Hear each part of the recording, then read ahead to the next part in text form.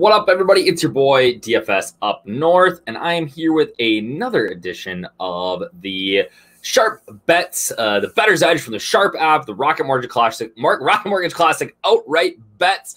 We are talking about heading to the 8 Mile to Detroit City for the Rocket Mortgage Classic. If you've not checked out the Sharp app yet, we are in beta right now, but if you join our Discord, which there's a link below, it explains everything about how to get access to that. You get our content on there and everything. Help us test it out.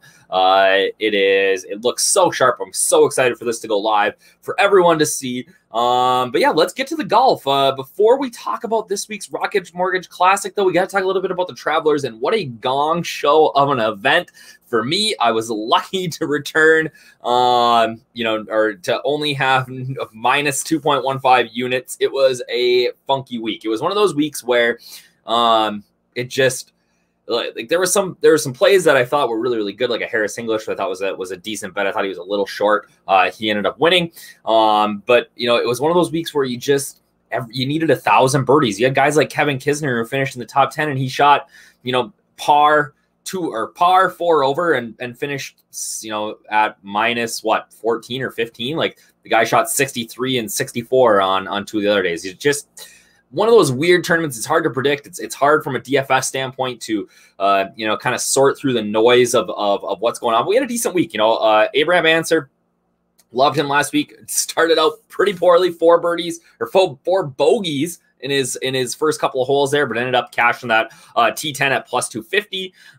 Head-to-head group group bets. I had Answer over Neiman on the 72 hole. That was cashed. Kadairo clutched up and didn't shoot 12 over par like his buddy KH Lee on Sunday to cash that top Asian bet at plus 600. And then Scheffler, Percy Holmes, round 1, that was a wash. That was a bet that I felt comfortable going up to a full unit on in round 1. And Scheffler and Percy ended up tying each other. So for the week, risk 5.2 units, return through 3.05. That was a net of minus 2.15. And again, you got to kind of try to keep your head above water with golf. That's the way it goes. We're minus 3.29 units through 2 weeks, but I really think that we got a chance to have a pretty big week here at the Rocket Mortgage Classic. We are at Detroit Golf Club.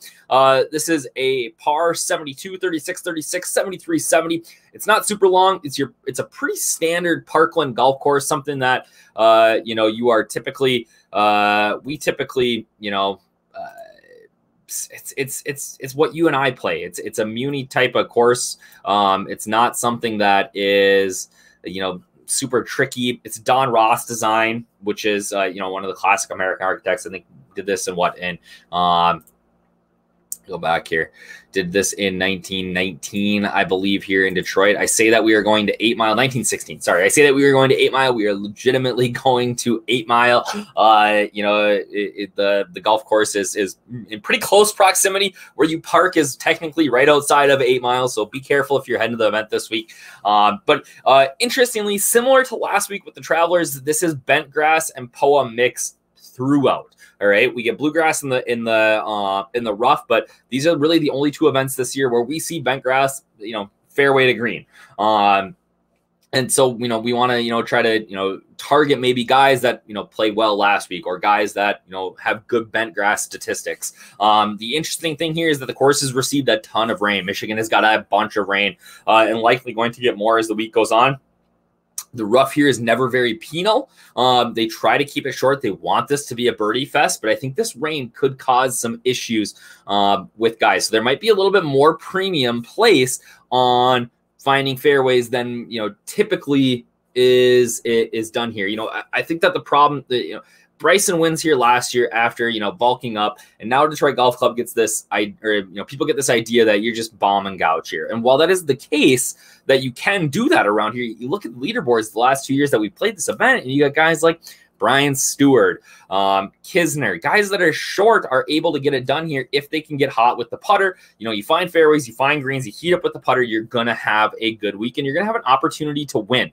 And that's why this week, my strategy heading into this event is that I'm going to basically fade for the most part at the top of the board. I think that, guys like I was enticed by maybe like a Patrick Reed here at his number, but it's I really think that we're going to see a long shot. If you guys remember back, Nate Lashley won the first iteration of this event as a Monday qualifier, meaning that he wasn't even in the event. He had to Monday qualify in. Wasn't even in the DraftKings field that week, actually. So there is, especially in these birdie fests with a weaker field, there is potential for some longer shots to really have a day here. So my strategy this week, we're going to look here and my weekly betting strategy, total units. Typically my strategy this week, I'm going to be a little bit lighter on outrights and a little bit heavier on like the T5, T10, T20s. All right, I think that's where we can make an edge. That some of these guys that are priced 200 to 1 are now going to come down and be 14 to 1 in top 10, and I think are really good bets. So I am going to be trying to exploit that a little bit. I'm also going to be looking at the 4-round matchups. That's going to be on the Sharp app, actually, in content readable form later this week. Typically comes out on Wednesday. So I'm going to be a little bit light on the outrights, but the outrights that I do have are going to be deeper shots. So if I hit, we're really feeling good about it. All right. Starting out, the lowest I am going this week in my outrights is Brendan Todd. All right. 57th in his debut here last year. The thing with Todd is that he was 30th last week at the Travelers and really crushed with his irons. He gained 4 strokes approach. He loves a birdie fest. Remember a couple of years ago when he came out of his slump and won back-to-back weeks, he won at -20 and -24. So that's this event, right? Weaker field, and the interesting thing here is that he hasn't lost 2 strokes putting since way back in 2007, or just lost strokes putting 2 weeks in a row since way back in 2017. If you guys remember 2017, that's the year that Brendan Todd missed 23 of 25 cuts. The guy was in the gutter, right? Now he's a top 75 player in the world. So he hasn't lost strokes putting 2 weeks in a row in that long, right?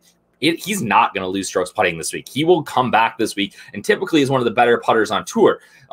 So if he can combine that with a similar type of output with his irons, I think that Brendan Todd is very, very live here. I'm going to put 0.3 units on this one at +66 on DraftKings.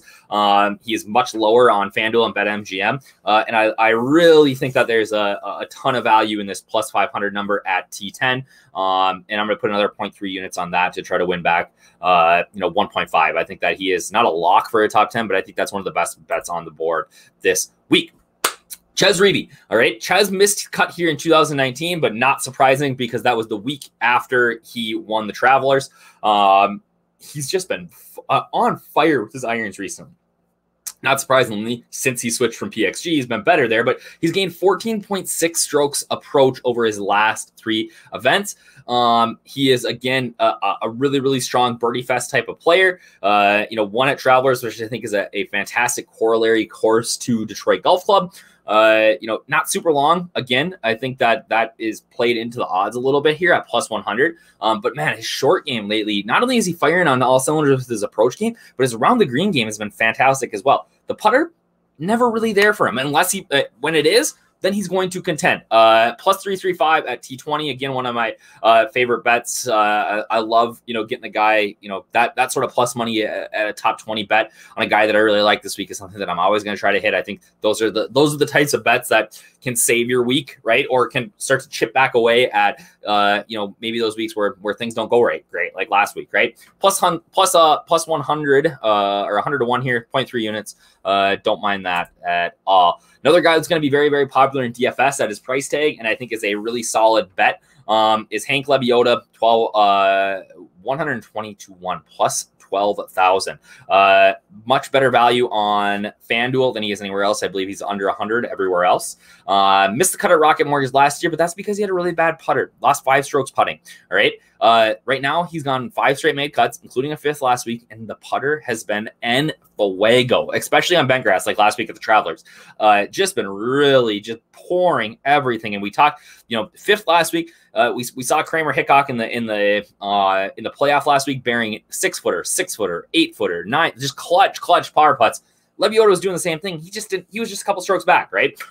So a really, really strong play this week. I love the +400 T20. Again, those guys that I'm high on, I want to be all over. So Satoshi Kadairo, we bet him last week as low Asian. I'm going to put a little sprinkle on him here to win. These are the types of events that he can win. I wish it would be better if it was a par 70. He's a better par 70 player than a par 72. He's not the world's best par 5 player, but he really smashes on the par 4s here at 400 to to 450 yards. The putter's been great, which has really carried him on these birdie fests. If you watched last week, he got off right away, -8 in round 1, and then came back to the field in round 2. Much better in round 3, got himself back into contention, and then struggled a little bit in round 4. So he needs to find a way to have a little bit more consistency.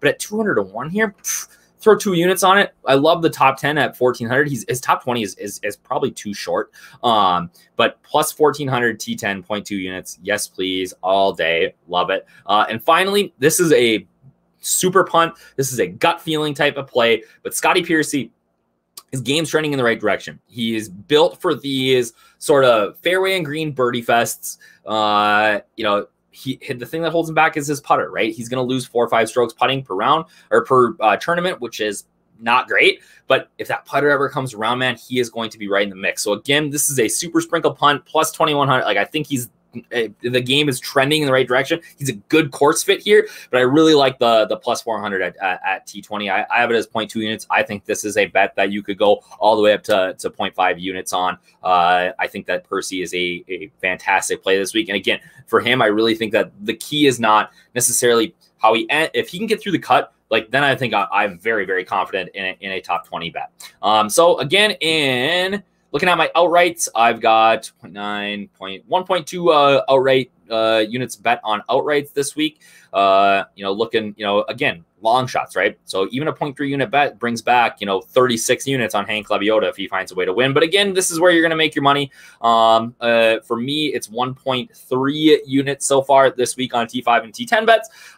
And, you know, these are where, you know, you have potential to hit all of these, which I think is a really good deal. So finally, I have a big announcement. So I am asking for your help. All right. We're coming around to June or to July, and I am running 100 miles in the month of July. And I'm trying to raise money for St. Jude Children's Research Hospital. If you guys are not familiar with St. Jude's, you can check out their website, but they, you know, basically anybody that ends up in St. Jude, you know, typically adolescents or teenagers or young babies and kids and infants with cancer. If you go there, you don't pay a thing. And that's a cause that's near and dear to my heart. So when I saw that they were doing this, personally, you know, I see the FF Fit, the fantasy football fitness Twitter going. I am, you know, a dad of 3. My littlest baby is only, you know, 10 weeks old now. It's time for me to get back in shape. I thought, what better way to really force myself to start running? I've been running, you know, 2 or 3 times a week, but if I'm around 100 miles in 30 days, I got to run every day. All right. So you can donate a couple of different ways. You can, you know, comment on the link to the site. It brings you to Facebook. You can comment there and say, I'll donate, you know, $1 for every mile you run. And if I run 96, whatever, the goal is 100, or you can do a one-time donation. But, you know, I need to do this to not only hold myself accountable, but just it's a great cause, right? And I can get in shape in the next 30 days, or get in a little bit better shape, and we can help some kids out. So if you are interested in donating, you can click that link in the description of this, and then hit me up. You know, I'll be posting every day on Twitter at DFS Up North. I'll be posting in that group what I'm doing for mileage. You know, so it's a great cause. And it's a win-win for me. So if you guys are interested in donating, again, I would greatly appreciate it. I put the link in the bio here or in the description of this. I think you probably got to click see more. It'll be in there. Click on that. From the bottom of my heart, I know these kids appreciate it, and anything that we can do to help sick kids is a great thing. So that's it for me this week. I will be back in the Sharp app with my my group bets, my head-to-heads, my round bets, and all of that, and we will chat